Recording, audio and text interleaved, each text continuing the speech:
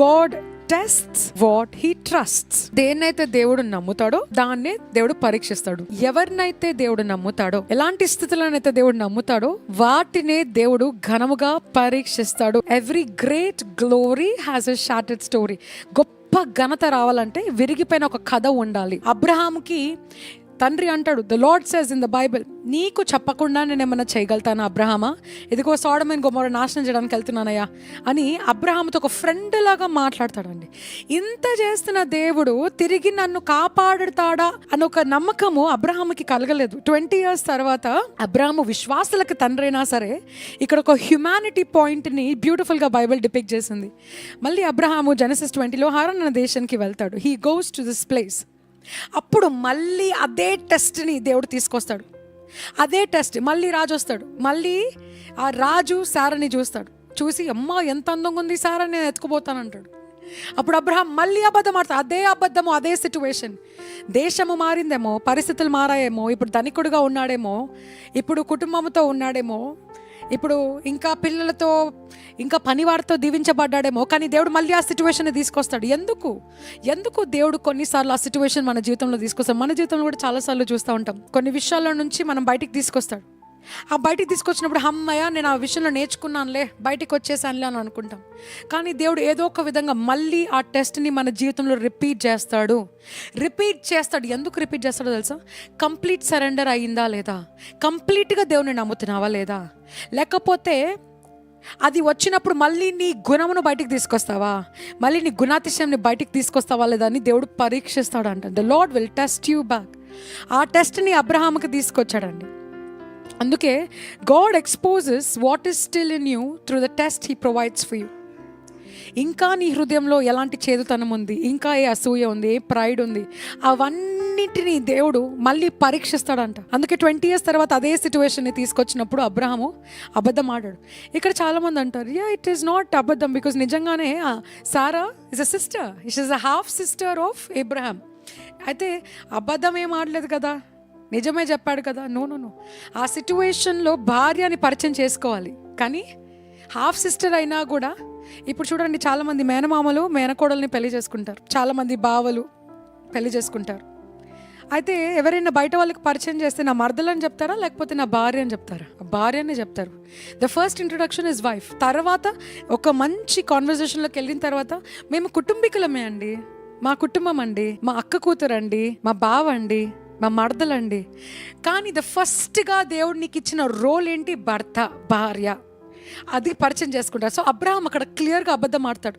And బైబిల్లో కూడా mention చేస్తుందండి, తన ప్రాణాన్ని కాపాడుకోవటానికి అబద్ధం ఆడతాడని. అబ్రహాము దేవుడిని స్వయాన చూసిన అబ్రహామే తన ప్రాణాన్ని కాపాడుకోవడానికి అబద్ధాలు ఆడితే మనం కూడా చాలాసార్లు. అందుకే దేవుడు ఇస్సాకునిచ్చే ముందు ఇస్సాకుని కాపాడుకునే క్యారెక్టర్ నీకు ఉందా అని చెక్ చేస్తాడు. ఇంకొన్నిసార్లు మన జీవితంలో ఏం చేస్తాడండి, యాంగర్ టెస్ట్ని ఇస్తాడు. మీరు రక్షణ పొందిన తర్వాత ఎవరైనా మిమ్మల్ని తిట్టినా, ఎవరైనా మిమ్మల్ని ఏమన్నా అన్నా ప్రొవోక్ చేయబడతారా? ఎమోషన్స్ బయటకు వస్తాయా?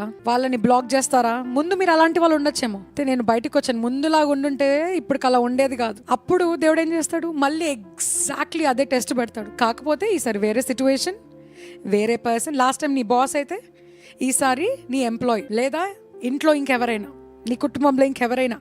మీరు అనుకుండొచ్చు, జాబ్లోనే నేను అలా చేయలేదు, నా జీవితంలో నేను ఇంకా బయటికి వచ్చేసానని. నీ క్రియల పైన, నీ శక్తి పైన, నీ బలము పైన, నువ్వు చేసే నీ గుణాతిశాల పైన ఆధారపడ్డప్పుడు the lord will test you again. మళ్ళీ తీసుకొస్తాడు. రెండవ మర్మము, the name of the promise is laughter. God is never late but is always dramatic. నేను రాసుకున్న పాయింట్ అండి, the lord is never late. కానీ ఒక పెద్ద డ్రామా జరిగిపోతుంది మధ్యలో. ఆ దేవుడు ఇచ్చే టైంకి, దేవుడు కార్యం జరిగించే టైంకి ఒక పెద్ద డ్రామాటిక్ గా దేవుడు మన జీవితంలో వస్తాడు.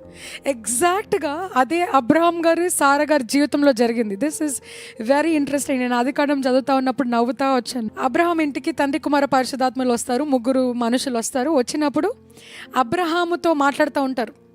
అబ్రహాం ఇచ్చిన ఆతిథ్యాన్ని, అబ్రహాము చూసుకున్న హాస్పిటాలిటీ బట్టి, మంచి కొవ్వుతో కోసిన ఒక మంచి మాంసాన్ని బట్టి, milk and butter and needed dough, అంటే మంచి చపాతీలు, నాన్స్ అన్నీ ఫ్రెష్గా చేసి ఇచ్చిన తర్వాత కడుపు నిండా తిన్న తండ్రి కుమార పరిశుద్ధాత్మలు అంటే ముగ్గురు వ్యక్తులు మంచిగా కడుపు నిండా తిన్న తర్వాత నోటి నుంచి ఒక ప్రవచనాన్ని పలుకుతాడు. ఏమని పలుకుతాడంటే, నేను మళ్ళీ వచ్చి నేను విజిట్ చేస్తాను, వచ్చే సంవత్సరం ఇదే టైం కల్లా వచ్చేసరికి నీకు కుమారుడు పుడతాడు అని అంటే వెనకాల సారా వింటది సీక్రెట్గా. అప్పుడు సారా ఏం చేస్తుందంటే గట్టి గట్టినే అవుతుంది. ఏం మాట్లాడుతున్నారు వీళ్ళు, ఏం మాట్లాడుతున్నారు? ఆమె డైలాగ్ కూడా బ్యూటిఫుల్గా బైబిల్లో ఇన్స్క్రిప్ట్ అయింది, విచ్ ఐ రియలీ లైక్. ఈ వయస్సులో నా ముసలి లార్డ్ని అంటే ముసలిగా ఉన్న మా ఆయనతో ఈ టైంలో నాకు పిల్లలు పుడతారా, ఈ టైంలో అని గట్టిగా నవ్వుతుందంటండి. దేవుడు ఆ నవ్వుని కూడా రికార్డ్ చేసుకున్నాడండి. My god is a god who records every small detail of your life. నీ ప్రతి అవమానాన్ని, ప్రతి సందేహాన్ని కూడా దేవుడు రికార్డ్ చేసుకుంటాడు. అయితే ద లార్డ్ కమ్స్ అవుట్ బయటికి. అప్పుడు దేవుడు ఏమంటాడంటే, ఎందుకు సారా నవ్వావు నువ్వు అంటే, సారా అంటే నేను నవ్వలేదయా అని అంటది. అయితే దేవుడు అంటే, లేదు నువ్వు నవ్వావు. The lord took it so personal అండి. జెనసిస్ 20లోకి వచ్చేస్తే ఇప్పుడు సారమ్మని, దేవుడు కిడ్నాప్ చేసిన సారమ్మని ఆ వ్యక్తి, ఆ రాజు తీసుకొచ్చి, అయ్యా నీకు ఒక దండము, ఇదిగో నీ భార్యను నేను ముట్టుకోకుండా తీసుకొని ఇచ్చేస్తున్నాను అని అబ్రహాంకి ఇలా అప్పచెప్పేస్తాడు. అప్పచెప్పాడో లేదో సారమ్మ గర్భము ధరించేస్తుంది. She will now be conceive. కొడుకు పుడతాడు. కొడుకు పేరు దేవుడు ఏమని పెడతాడో తెలుసా అండి? చాలా మంది ఇషాక్ అంటే ఒక పెద్ద దేవుని పేరు అనుకుంటా. ఇషాక్ అంటే ఏంటో తెలుసా అండి? లాఫ్టర్. ఇప్పుడు నవ్వు, బాగా నవ్వు. సారాకి ఒక కౌంటర్ ఇచ్చాడండి, సర్కాస్టిక్ గా ఒక లాగి చంపదెబ్బ కొట్టినాడు. ఇప్పుడు నవ్వు, ఇదిగో చెప్పాను కదా వృద్ధాప్యంలో అబ్రహాముతో కంటవని చెప్పాను కదా, ఇదిగో వచ్చే సంవత్సరం కల్లా నువ్వు కుమారుడిని కంటవని చెప్పాను కదా, ఇదిగో కన్నావు. ఇప్పుడు నువ్వు బ్రతుకున్నంత కాలం నీ కుమారుడిని చూసి నవ్వుతానే ఉంటావు. కొన్నిసార్లు దేవుడు ఆశ్చర్యం చేస్తే స్మైల్ రాదండి, నవ్వు వస్తుంది. ఏంది, నాకు ఈ ఉద్యోగం ఇచ్చాడా దేవుడు? ఏంది, నన్ను సేవకుడుగా వాడుకుంటాడా దేవుడు? ఏంది, నా చేతులతో దేవుడు కార్యం చేస్తాడు? ఏంటి, నా చేతులతో ఈ బిడ్డ జీవితాన్ని కట్టాడా? ఆశ్చర్యపడేలాగా నవ్వు కలిగించబోతున్నాడండి మీ జీవితంలో. ఆమేన్. అండ్ థర్డ్ రెవల్యూషన్, మూడవ మర్మము, the mountain of Moriah, the true worship is what you do when it costs you everything. True worship is equal to costing everything. కుమారుడితో హ్యాపీగా ఉంటున్న సారా జీవితానికి, అబ్రహాము జీవితానికి, అందుకే అబ్రహామును విశ్వాసులుగా తండ్రికి ఈజీగా చేయలేదండి. ఒక పెద్ద పరీక్ష, ప్రపంచంలోనే ఎవ్వరికి రాని ఒక పరీక్షని దేవుడు, అబ్రహామా నా ఎంతగానో ఎదురు చూసిన తర్వాత ఇచ్చిన నీ కుమారుడు ఇస్సాక్ని నాకు ఇచ్చేసే, నేను చూపించే ఆ స్థలానికి తీసుకొచ్చి నీ కుమార్కి దహన బలిని అంటే give him to me as a sacrifice అని అంటాడు. ఆశ్చర్యము, దేవా ఏంటి నువ్వేనా మాట్లాడుతుంది? సాతాను వాయిస్ ఎక్కడ వినబడుతుందా? Is it the voice of the devil or is it you talking to me? ఎన్ని సంవత్సరాలు ఎదురు చూసిన తర్వాత, నువ్వు చెప్పిన తర్వాత కూడా వెంటనే ఇవ్వలేదు కదయ్యా. చెప్పిన తర్వాత కూడా 25 సంవత్సరాలు వెయిట్ చేయించి అడిగించి ఇప్పుడు నాకు ఇస్తే, ఈ కుమారుడిని నా ప్రాణానికి ప్రాణంగా నేను పెంచుకుంటే ఏంటయ్యా ఏం మాట్లాడుతున్నావు? ఇలాంటి డైలాగులు ఒక్కటి కూడా అబ్రామ్ చెప్పలేదంటండి. He was so transformed by now. He was so depending on god by now. ప్రతి స్థితిలో కూడా అబ్రహాం తప్పు చేసిన ప్రతిసారి కూడా ఆ దేవుడు ఏ విధంగా అయితే అబ్రహాముకు కార్యం చేస్తాడో, నిలబడతాడో, అబ్రహాం జీవితంలో జరిగిస్తాడో కార్యమును, ఆ కార్యమును బట్టి అబ్రహాం తెలుసుకున్నాడు, నా దేవుడు నన్ను విడిచిపెట్టాడు, నా దేవుడు నాకు ఏ విధంగా అయినా ప్రొవైడ్ చేయగలడు, ఎక్కడి నుంచి అయినా తీసుకొని రాగలడు. అబ్రహాముతో కొంతమంది పనులు వెళ్తారండి. ఆ పనులు గాడిదలతో వెళ్తారు. ఆ కాలంలో ఒక లార్డ్ వెళ్తున్నాడు అంటే ఆయన రాజు, యజమాని వెళ్తున్నాడు అంటే ఆయనతో పాటు పని వాళ్ళు వెళ్తారు.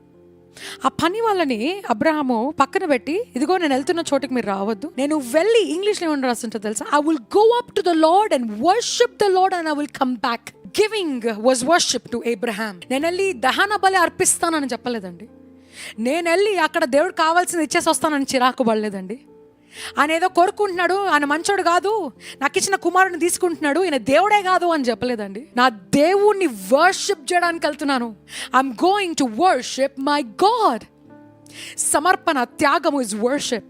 పెదాలతో చేసే ఆరాధన కాదండి. ఆ కాలంలో గట్టిగా పాటలు పాడితే ఆరాధన అనుకుంటారండి, కానీ నిజమైన ఆరాధన బలియాగము, సమర్పణ. What are you sacrificing to God? దేవుడు నేను ఏమేమంటున్నాడు ఈరోజు? నొప్పి కలుగుతుంది. If the lord is asking you to give, so into someone's life. ఒకరి జీవితంలో మీరు విత్తమని, ఒక సేవలో విత్తమని, నీకు ఇచ్చింది విత్తమని, ప్రశస్తమైంది విత్తమని, అది నీకు నొప్పి కలుగుతుందా విత్తమని నువ్వు చెప్తున్నట్లయితే, నువ్వు నిజంగా దేవుడు అయితే నువ్వు ఎందుకు అడుగుతావయ్యా అని ప్రశ్నించకుండా ఈరోజు అబ్రహాము వలే, దేవా I will worship you with my giving. ఇచ్చుటతో నిన్ను గణపరుస్తానయ్యా. And whatever you wear, and today I want to tell you, మనుషులు చూడాలని వేసుకోవద్దు. దేవా, బెస్ట్ డ్రెస్లో నీకు నేను కనపరుచుకోవాలి, బెస్ట్ షూస్లో నేను నిన్ను వర్షిప్ చేయాలి, బెస్ట్ వాచ్ వేసుకొని నీ ఎదుట నేను నిలబడాలి, బెస్ట్ ఆఫరింగ్ ఇచ్చి నేను ఎంతో ప్రేమిస్తున్నానని చెప్పాలి. నువ్వు ఇచ్చిన ఈ ప్రేమకు సాదృశ్యంగా నా జీవితాన్ని సమర్పిస్తున్నానని చూపించాలి. అయ్యా, this is the least I can do for you దేవా.